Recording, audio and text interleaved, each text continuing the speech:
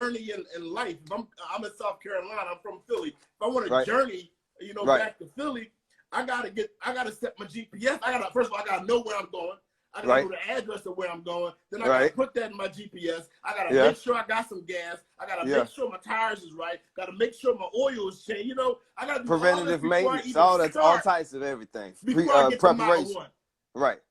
Like Right. I can't even get to mile one until I do these things in the beginning. So that's why I love the whole concept of the prerequisites prior to starting the manifestation, and you starting with, you got to commit to your journey.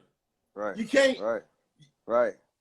you can't be on and off with this thing. You can't play with it. You can't go halfway with it and then be like, oh, it don't work. Yeah, you can't be Mr. It's a Fiend with it. You can't be on the fence. You got to know that this is what I'm going to do. You have to be connected to a result. You had to be connected to it, you know, to what you want to happen. So at some point in this journey, when it doesn't look how you want to look, you remember what your why is. You remember why you're doing it, and that takes you through it. You also accept that things are going to happen that you're not prepared for, and that's out of your control. And the moment that you accept it, it can't harm you. You can see what is there to teach you. And, you know, if you go into it with that type of mindset and with that open ability to know that I'm about to learn pieces of myself that I probably pushed away, that I probably tucked away, but I'm okay with that, then you're going to have a greater experience. And you're going to be, again, open to what's there to teach you. Definitely. So the next prerequisite is to give yourself some space. Now, what does giving yourself some space look like in a man's life? Like, what does that in a day-to-day just living it out? How does a man live that out? You know, we tend to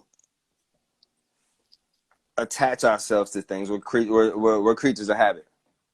So on a day-to-day, that might mean not turning on the radio or turning on Spotify or wherever you listen to and get music from, and giving yourselves this hours. It may mean waking up a little bit early. I don't know how everybody else do it, but I run a whole lot of things, and I can't wake up at the same time the other things are waking up for everything to get moving. You know, you can't wake up with the world and run it at the same time.